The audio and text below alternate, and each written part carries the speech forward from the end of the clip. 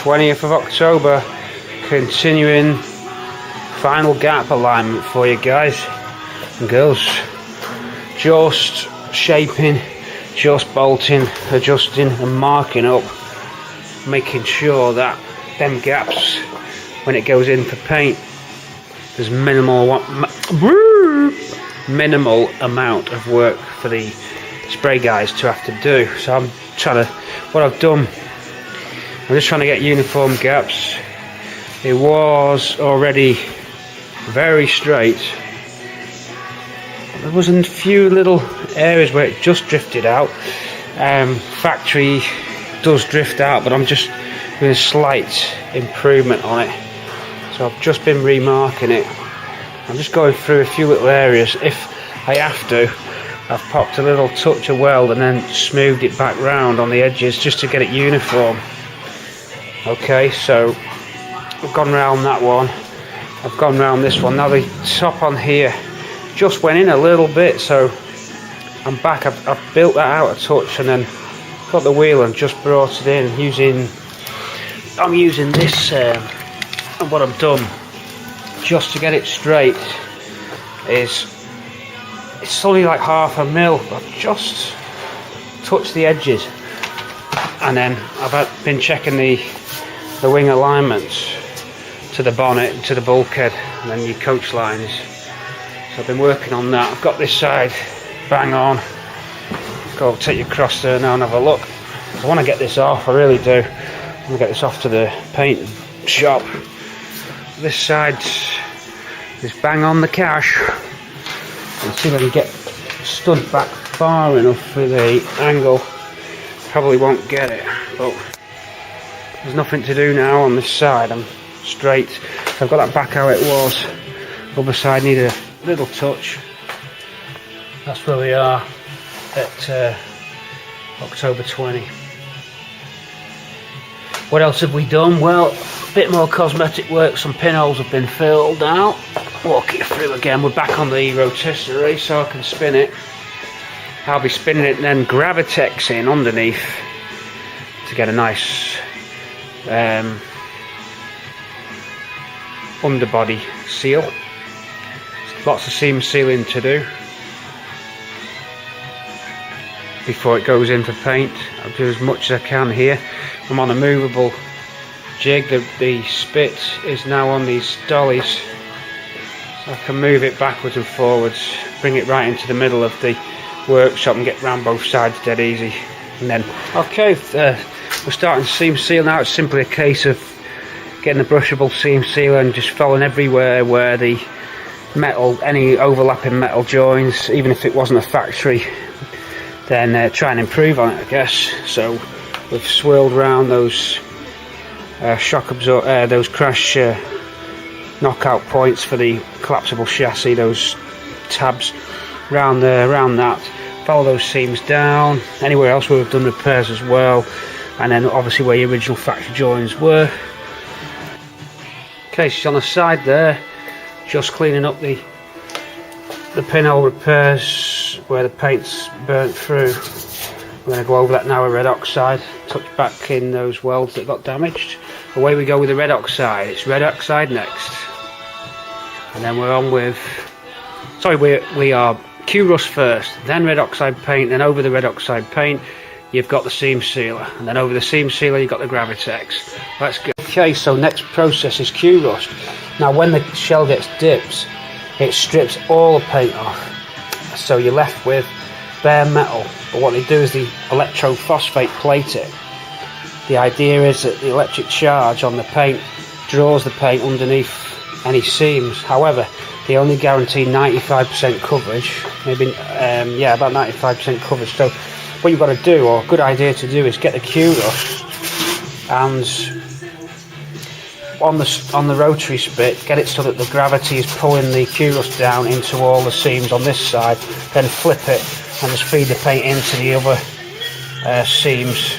That way anything that might have got missed with that phosphate prime is going to end up covered with the Q-rust or the gel and light. I've got two types I'm using, so I'm just redoing all those seams Okay, there's some bits that I did see that they've missed. It must be difficult to get it all when your hand's spraying the phosphate on, because the shell isn't immersed in paint. It's painted out of the tank.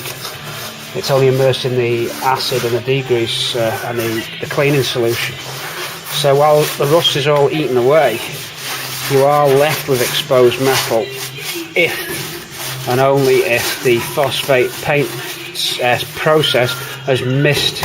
For example, look at this bracket. I'm dabbing the brush down under that. That means it'll flow into it. Then when I flip it round, I'll go the opposite way. So I'm looking for all my seams and feeding that general light in.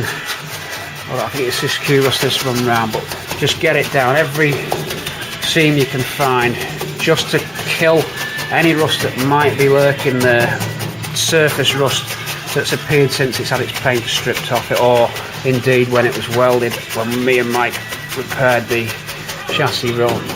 Okay, so can't do any harm to do that before the well, we've got some filling to do as well on the manufactured sills. We'll skim them, but after that's skimmed, I can do the seam sealing before this skim actually on that sill. So because it's just seaming up around the bulkhead area, high vis area, so for the seam seal to get a straight clean edge on it, I'm just going to mask it and then put the brush down. I've got some thinners on the seam sealer brush now just to keep it supple, because they stiffen up pretty quick, those seam sealer brushes. So I keep mine in a jar of thinners and just wipe it with a rag and then hit it back into the tub. So we're going to stick that on, that seam seal on there now on that bulkhead. So high vis area because you're looking straight underneath from the engine bay, so we'll make that as neat as we can. Here we go. I'm stippling on first. Just get you, twist that around. It's quite gooey stuff, this. I'm stippling on first to get it under the seam, and then I'll drag the brush back, so I'm going that way underneath that seam there, and I'll drag it back. A bit more on. Stipple it.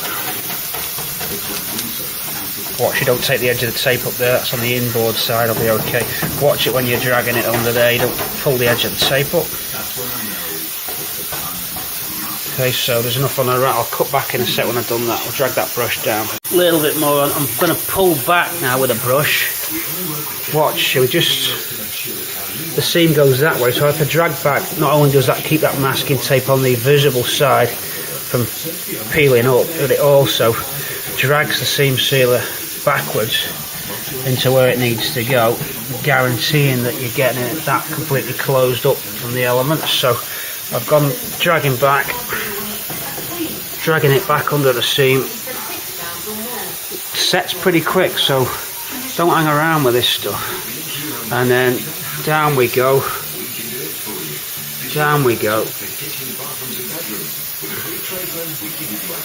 just like down there.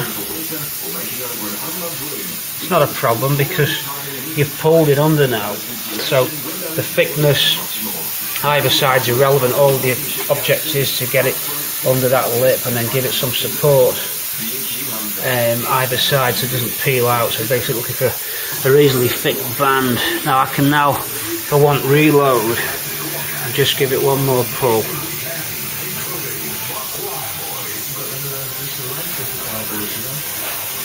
Just giving it one more because there's a lot of splashing here, so it's got some meat behind it. One more layer there just to give it, I don't want it too thin, I want to build a reasonably thick seam.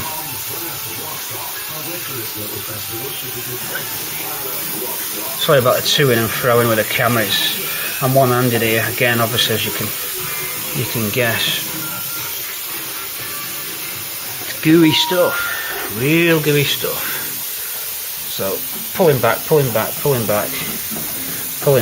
and now for the final drag down. See, that's a thicker run now. If you watch that, you'll see that was a thicker run, so that's more like your factory run. So now we pull tape off before it sets, of course. Hold on, we've got a little bit sticking out there. Can we help with that? There we go. And then pull back across that chassis leg. Pull back across that chassis leg. Back across under that seam. Back across. And there you go. Here's your bad boy. There's our gun. So it's quite an easy procedure. Just point and shoot and you're off. Good gear. Let's go for it. Okay, here we go. Some gravity. Just sticking the gun in there now. We've got air pressure on. Give it a shake. It's already had a shake. We'll give it another shake. Airline in. Rock and roll. Let's do it.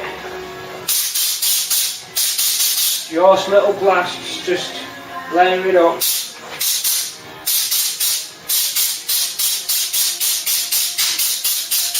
Just patch it on. Don't get too much in one area.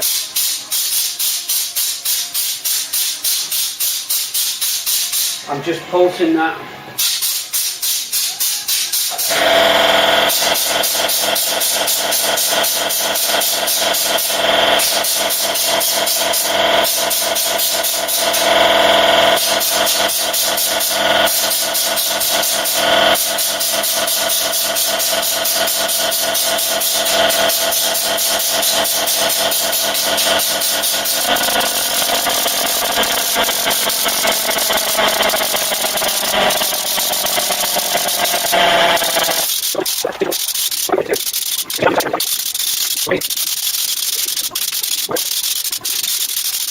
Gonna need maybe 4 tins, 5 tins to do this because we're going to give it a second coat. So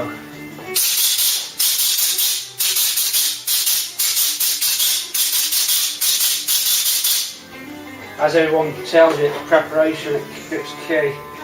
Just get your surfaces the best you can.